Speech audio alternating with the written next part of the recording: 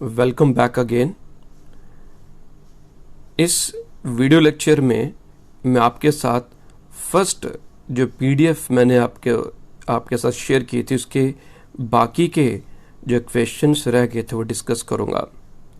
Second PDF के हमने सारे क्वेश्चंस डिस्कस कर लिए हैं, तो फर्स्ट पीडीएफ के कुछ क्वेश्चंस हमारे रह गए थे जो इस पीडीएफ में डिस्कस करेंगे। तो आप सबका ढेर सारा प्यार मिल रहा है, बहुत सी क्वेरीज आ रही हैं, बहुत ही ज़्यादा फ़ोन कॉल्स आ रहे हैं।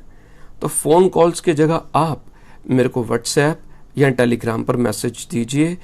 फ़ोन कॉल्स की वजह से मैं रिकॉर्डिंग प्रॉपर वे से नहीं कर पा रहा हूँ और बहुत सी वीडियोस जो हैं वो मेरी ख़राब होती जा रही हैं। So please it's a request, जो भी कोई डाउट है आप व्हाट्सएप पर, टेलीग्राम पर या वीडियो में नीचे कमेंट कर दीजिए। ठीक है जी, तो अब हम आगे शुरू करते हैं। Question number 162। Accounting principles are developed, option A, on the basis of development of commerce, on the basis of populations, on the basis of market and on the basis of circumstances। तो accounting principles हमारे जो develop होते हैं वो किस basis पर develop होते हैं? तो वो जैसे जैसे हमारा कॉमर्स डेवलप होता है वैसे वैसे हमारे अकाउंटिंग प्रिंसिपल्स भी डेवलप होते हैं। So option is a is the right option.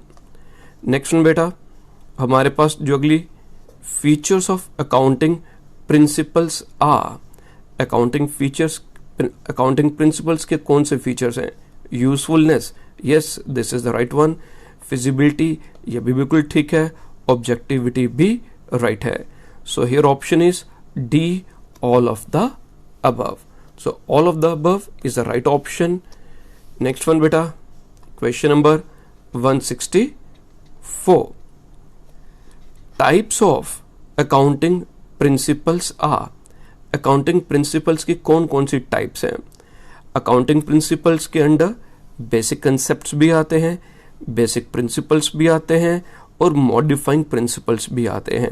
कई बुक्स में मॉडिफाइंग प्रिंसिपल्स भी लिखा हुआ है। सो हमारे यहाँ पर जो ऑप्शन होगी वो ऑल ऑफ द अबव आ जाएगी।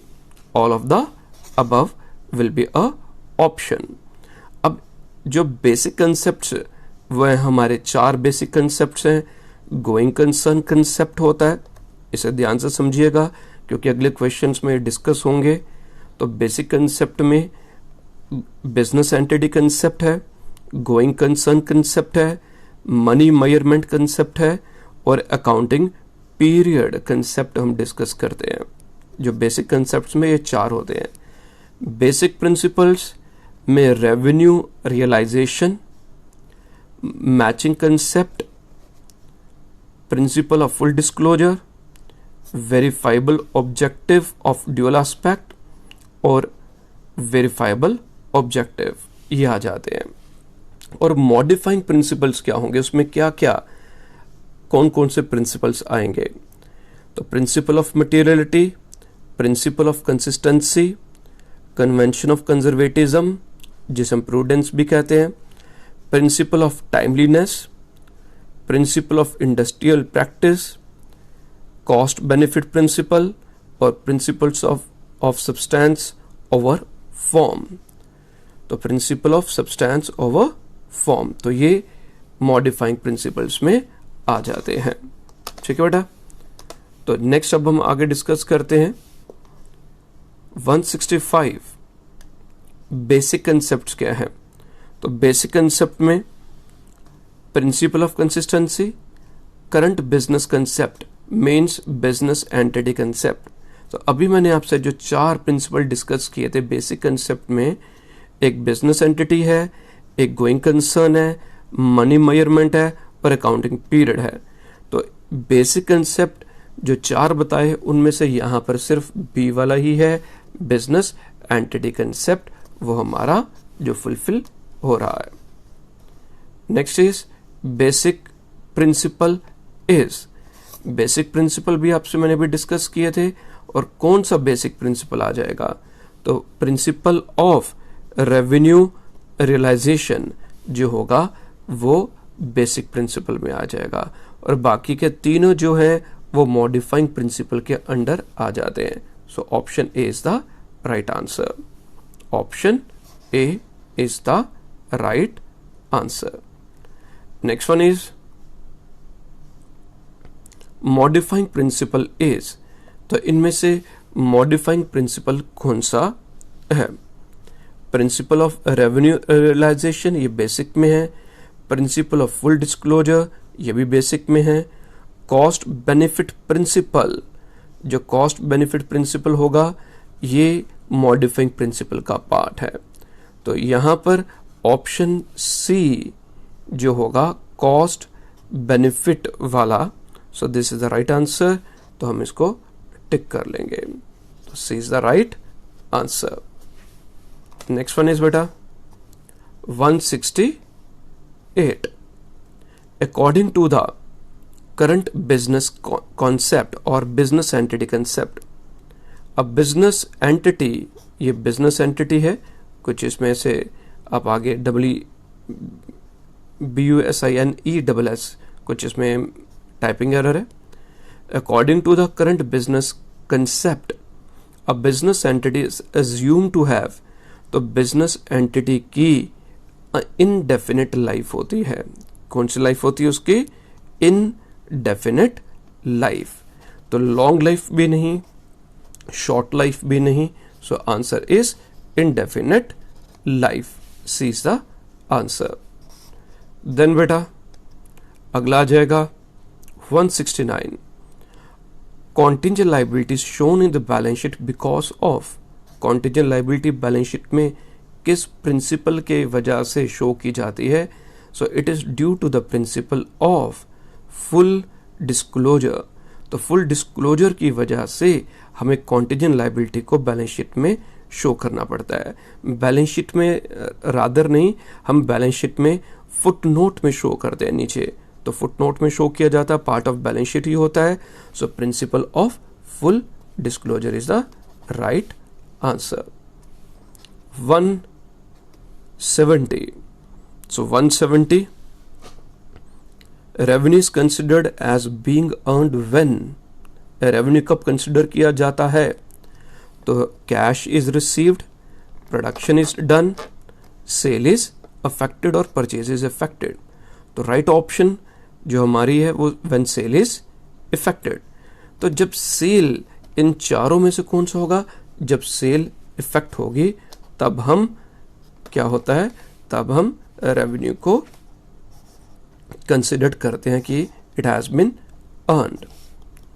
Next one is 171. Accounting does not record non financial transactions because of. किस वजह से नॉन फाइनेंशियल ट्रांजैक्शंस को बुक्स में हम रिकॉर्ड नहीं करते? कौन से प्रिंसिपल की वजह से? तो वो प्रिंसिपल है money measurement concept. Money measurement concept क्या कहता है कि वो सब आइटम्स, वो सब transactions which can be measured in terms of money can only be shown, can only be recorded in the books of account.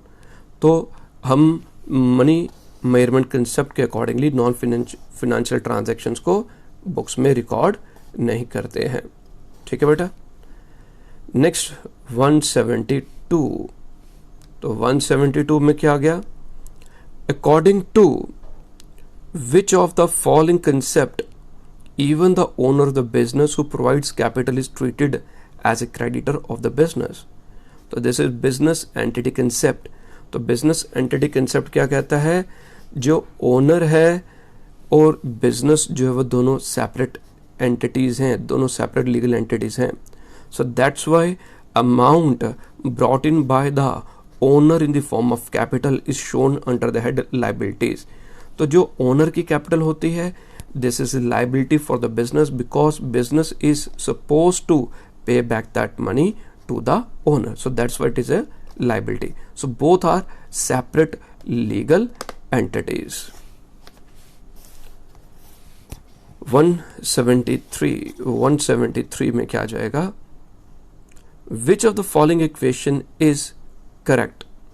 तो कौन सी इक्वेशन हमारी करेक्ट है? तो अकाउंटिंग इक्वेशन में क्या आता है? एसेट्स जो हैं वो किसके बराबर होते हैं? It is equal to liabilities plus capital के बराबर होते हैं। ठीक है, तो पहली वाली इक्वेशन क्या है, assets plus capital. Asset plus capital का मतलब ये जो सी है अगर इधर आएगा तो वो प्लस नहीं होगा, वो माइनस होगा। तो पहले वाला ऑप्शन हमारा गलत है, पहले वाली ऑप्शन गलत आ गई। ठीक है, तो क्या बताया था मैंने, assets is equal to liabilities plus capital है। Next is assets minus liabilities is equal to capital. तो जब इधर लाइबिलिटी इस साइड आएगी तो इधर प्लस है, तो जब ये दूसरी साइड चली जाएगी तो माइनस हो जाएगी। So assets minus liabilities is equal to capital. So option B is the right. Option C भी गलत है और नन ऑफ द अबव भी गलत है। So option B is the right answer. ठीक है जी, तो बेटा 174 हम पढ़ते हैं। Amount withdrawn by the proprietor for personal use will dash and capital. जो अमाउंट विड्रॉ की गई है ओनर के द्वारा, जिसे हम ड्राइंग्स कहते हैं, पर्सनल यूज के लिए की होगी, उससे कैश और कैपिटल पर क्या इफेक्ट पड़ेगा। तो जब ओनर ने बिजनेस से कैपिटल निकाली इन द फॉर्म ऑफ कैश, तो कैश डिक्रीज होगा और ओनर की कैपिटल बिजनेस में जो है वो भी डिक्रीज हो जाएगी। So both cash and capital will decrease. तो both cash and capital will decrease. 175 which accounting equation is incorrect out of the following? इनमें से कौन सी अकाउंटिंग इक्वेशन गलत है। तो एक गलत होगी तो 3 तो सही होगी। तो अगेन हम लिख लेते हैं यहाँ पर assets is equal to liabilities plus capital. तो अब इसमें आप देखें बेटा, liabilities is equal to assets minus capital. तो जब ये कैपिटल इधर आएगी तो माइनस हो जाएगी, asset minus capital is equal to liabilities. तो ऑप्शन जो हमारी ए वाली है वो तो सही है। ठीक है, वो गलत नहीं है। नेक्स्ट वाले में क्या था, ये इसमें एसेट्स इज इक्वल टू है, करेक्शन इसमें कर लेंगे, यहां पर एसेट्स इज इक्वल टू। तो एसेट्स क्या है, इक्वल टू यहां पर जो वर्ड लिखा हुआ है। ठीक है, तो कौन सी ऑप्शन अब इसमें हमारी फुलफिल होगी, देखते हैं आगे। तो assets is equal to liabilities plus capital है। तो assets is equal to liabilities minus capital, तो वो भी गलत है, इट इज लाइबिलिटीज। तो पहली वाली सही थी, दूसरी वाली जो ऑप्शन हमारी है वो गलत है। कैपिटल इज इक्वल टू, जो तीसरी वाली में क्या है, तीसरे में उन्होंने लिखा capital is equal to assets minus liabilities. तो जब लाइबिलिटीज इधर आ जाएंगी तो लाइबिलिटीज माइनस हो जाएंगी। So assets minus liabilities is equal to capital. तो हमारी ऑप्शन जो ए है वो भी सही है, ऑप्शन बी भी सही है, और तीसरी वाली assets is equal to liabilities plus capital वो भी सही है। तो ए, सी और डी तीनों सही हैं। तो कौन सी ऑप्शन इसमें जो इनकरेक्ट है, ऑप्शन बी जो होगी वो करेक्ट नहीं है। तो right answer is option B. 176, तो इसमें क्या लिखा हुआ है, the liabilities of a firm are 3000, the capital of the proprietor is 7000, the total assets are. तो बताइए टोटल एसेट्स क्या है, तो इट इज टोटल एसेट्स। तो इसमें अगेन अकाउंटिंग इक्वेशन लिख लेते हैं बेटा। अकाउंटिंग इक्वेशन का फॉर्मूला क्या था, assets is equal to liabilities plus capital. तो क्या गिवन हमारे पास, लाइबिलिटीज कितनी है 3000 और कैपिटल कितनी है 7000। तो ये किसके बराबर है, एसेट्स के बराबर। तो एसेट्स कितनी आ जाएंगे, इन दोनों का टोटल किया तो assets will be 10,000। So right option is 10,000, B is the right option. आगे भी देख लेते हैं, और कोई नहीं था, so B is the right option. 177, X commenced business on 1st April with a capital of 6 lakh, ये ओपनिंग कैपिटल है। On 31st March 2014 his assets were worth rupees 8 lakh and liabilities 50,000. At the end of the year assets और liabilities दी है और हमें closing capital निकालनी है। तो closing capital निकालनी है तो बहुत से बच्चे ये देखेंगे कि ओपनिंग कैपिटल को कैसे यूज करेंगे। तो जरूरी नहीं है कि जो इंफॉर्मेशन दी हो वो रेलिवेंट हो, उस सबको यूज करना होगा। सो जो ओपनिंग कैपिटल आप लोगों को सिर्फ कंफ्यूज करने के लिए दी गई है तो उसे हम कंसिडर नहीं करेंगे। तो बेटा assets is equal to liabilities plus capital, ये फॉर्मूला है। How much assets we are having? We are having 8 lakhs, 8 lakh assets है एंड लायबिलिटीज इस साइड दी गई है 50,000, 50,000 है प्लस कैपिटल। इस 50,000 को जब आप इधर लेकर आएंगे ऑपोजिट साइड में, ठीक है जी, जब 50,000 को आप ऑपोजिट साइड में लेकर आएंगे, ठीक है जी, 50,000 है प्लस कैपिटल। जब ये इस साइड आएगा तो इधर ये माइनस होगा, तो 8 लाख में से 50,000 आप माइनस करेंगे तो 7,50,000 विल बी आवर आंसर। तो आंसर क्या आ जाएगा बेटा? It will be 7,50,000। तो 8 लाख में से आपने 50,000 माइनस कर देना है, तो 7,50,000 विल बी योर आंसर।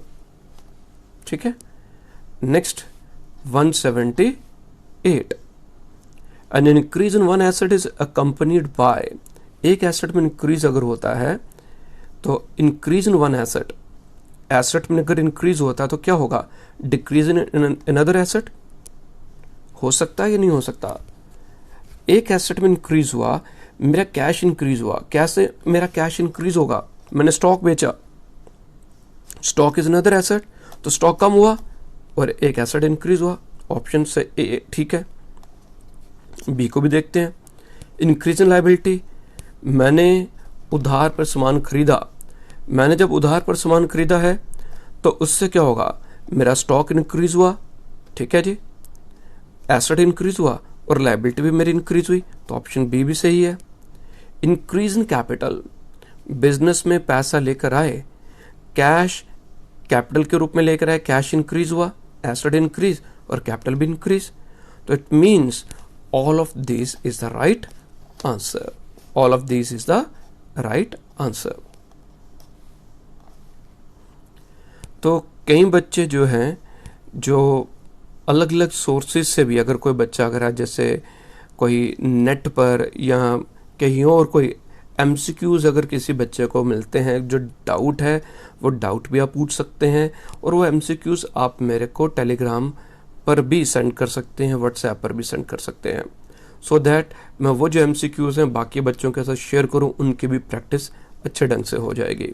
तो मेरे पास जितना पॉसिबल हो रहा है मैं मैक्सिमम एमसीक्यूज आप लोगों को प्रोवाइड करूंगा, बट अगर आपके पास किसी भी सोर्स, किसी भी माध्यम से कोई एमसीक्यूज अवेलेबल होते हैं तो feel free to share with me. और लेवल ऑफ डिफिकल्टी को अब आप ग्रेजुअली इंक्रीज करते चलिए, ये इजी वाले, इतने इजी वाले से काम नहीं चलेगा। तो आप भी देखिएगा नेक्स्ट जो पीडीएफ होंगी उसके बाद, या जो मैं क्विज जो कंडक्ट कर रहा हूँ ओरेकल कॉमर्स ट्यूटोरियल जो मेरा टेलीग्राम चैनल है, तो वहाँ पर जो मैं क्विज कंडक्ट कर रहा हूँ तो उसमें लेवल ऑफ डिफिकल्टी जो अभी मैं डिस्कस कर रहा हूँ इनसे थोड़ी सी ग्रेजुअली थोड़ी सी ज़्यादा है। ठीक है, तो आप लोग रिवाइज करिए, जितना ज़्यादा आप प्रैक्टिस करेंगे उतना आप लोगों के लिए बेहतर होगा, उतने आप लोग परफेक्ट बनेंगे। और जिन लोगों ने आपके जो नोन है अभी तक चैनल को सब्सक्राइब नहीं किया ओरेकल कॉमर्स ट्यूटोरियल को, आप उसे सब्सक्राइब करिए ताकि आप तक हम पहुंच सकें। और आपके जो जितने भी सोशल मीडिया जो हैंडल्स हैं, जिन जिन बच्चों जो और कोई व्हाट्सएप ग्रुप पर हैं, टेलीग्राम चैनल्स पर हैं, तो आप इस चैनल के वहाँ पर आप शेयर कर सकते हैं। अगर आपको लगता है कि यहाँ पर क्वालिटी कंटेंट मिल रहा है, बेनिफिट हो रहा है, तो इस बेनिफिट को, जो इतनी मेहनत कर रहे हैं, तो इस बेनिफिट को और सभी बच्चों तक, सभी एस्पिरेंट्स तक पहुंचाना जो होगा वो एक आपकी जिम्मेवारी मैं लगा रहा हूं। तो इसे दूर हर एक तक पहुंचाइए ताकि उनका बेनिफिट हो सके। ठीक है बेटा, तो नेक्स्ट क्वेश्चन अब हम पढ़ते हैं 179। डिक्रीज इन वन लाइबिलिटी में लीड टू, एक लाइबिलिटी में डिक्रीज हुआ, उससे क्या हो सकता है? लाइबिलिटी डिक्रीज का मतलब लेट इट बी, मैंने लोन था, मैंने लोन को पे ऑफ कर दिया, तो लाइबिलिटी मेरी डिक्रीज हो गई। तो लोन को मैंने किस फॉर्म में पे ऑफ किया होगा? कैश मैंने पे किया होगा, कैश की फॉर्म में। तो जब कैश पे किया होगा तो एसेट भी कम होगा, तो डिक्रीज इन एन एसेट, पहले वाली ऑप्शन सही है। इंक्रीज इन अनदर लाइबिलिटी, मैंने पहले ए से उधार लिया था, अब मैंने ए को उधार वापस कर दिया, ठीक है, लाइबिलिटी डिक्रीज हुई, बट उधार वापस कैसे किया? मैंने बी से उधार ले लिया, तो एक लाइबिलिटी डिक्रीज हुई, दूसरी लाइबिलिटी इंक्रीज होगी। ए के प्रति मेरी लाइबिलिटी डिक्रीज हो गई, बट मैंने बी से उधार लेकर ए को दे दिया, तो ए को तो मैंने रफा दफा कर दिया, बी मेरी लाइबिलिटी बन गई। So decrease in one liability and an increase in another liability. तो सी में इधर ए और बी दोनों में से कोई भी हो सकता है, and none of these wrong option. So here C is the right option. C क्या है? राइट ऑप्शन आ जाएगी। 180 purchase of machine by cash means, तो जब हमने मशीन कैश पर खरीदी होगी इससे क्या होगा? एसेट इंक्रीज होगा कैश से, और कैश डिक्रीज होगा। Machine increase means asset increase, cash decrease means asset decrease. तो ऑप्शन बी आप अगर देखेंगे, increase in asset and decrease in asset, तो B is the right answer. 181 payment to a creditor means, creditor को हमने payment की, तो इसका मतलब क्या होगा? तो इसका मतलब क्या होगा? Increase in asset and decrease in liability. तो जब हमने क्रेडिटर को पैसा दिया होगा तो कैश भी तो मेरा कम होगा ना, तो मेरी जो कैश मीन्स मेरा एसेट है वो डिक्रीज होगा, और क्रेडिटर को पैसा दिया, क्रेडिटर इज मेरी लाइबिलिटी, तो मेरी लाइबिलिटी भी डिक्रीज होगी। So decrease in asset and decrease in liability, option B is the right answer. ठीक है बेटा। Next 182 purchase of furniture on credit means, हमने फर्नीचर उधार पर खरीदा, उधार पर खरीदा, एसेट इंक्रीज और लाइबिलिटी भी इंक्रीज। तो देखो कहीं है, कहीं option B increase in asset, furniture increase, और उधार पर लिया तो लाइबिलिटी भी इंक्रीज हो जाएगी। ठीक है बच्चों, समझ आ रहा सभी को? एंजॉय कर रहे हैं सभी बच्चे? तो एंजॉय करिए, आपके लिए और नई नई चीज़ें, नए नए तरीके जिससे आप लोगों को और बेहतर ढंग से समझ आए, कोशिश की जा रही है बेहतर करने की। ठीक है जी। तो 183 में क्या है? Single entry system is, single entry system क्या है? Incomplete, yes it is incomplete, inaccurate भी है, अनसाइंटिफिक भी है। सो ऑप्शन डी जो हमारा आंसर आ जाएगा। Next 184 gave birth, who gave birth to double entry system? Double entry system को किसने स्टार्ट, who gave birth, तो किसने इसको प्रोपाउंड किया था? तो it is a part Lucas Pacioli, तो Lucas is the right answer, is right answer. Next one is aspect of a transaction are, aspect of a transaction, तो aspects of a transaction are, कौन, किसी transaction के कितने aspects होते हैं? तो 2 aspects होते हैं किसी भी ट्रांजैक्शन के, तो option B is the right answer, option B. तो बेटा इसके बाद नेक्स्ट हम पढ़ेंगे 186। तो 186 में क्या दिया हुआ है? The main advantage of double entry system is to save income tax, little possibility of fraud, rare possibility of error और unsystematic system। तो advantage main double entry system की क्या आ जाती है? तो उसमें ये नहीं है कि इनकम टैक्स के लिए को बचाने के लिए, द मेन रीजन इज कि फ्रॉड नहीं हो। So little possibility of rare possibility of error, not fraud।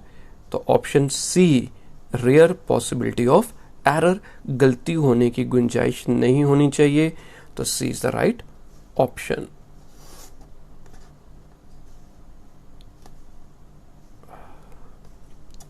Next is question number 187।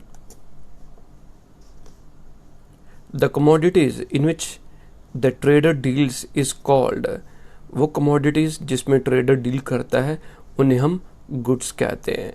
तो B is the right option, goods. Debit balance of a real account shows, जो real account है उसमें जो debit balance होता है वो क्या show करता है? तो इट शोज, जो रियल अकाउंट होता है वो प्रॉपर्टीज रिलेटेड होता है, पोजेशन से, और वो प्रॉपर्टीज एसेट्स होती हैं। तो option C, assets of the business is the right answer. 189। Credit balance of nominal account shows, nominal account में एक्सपेंसेस और लॉसेस और इनकम एंड गेन्स आते हैं।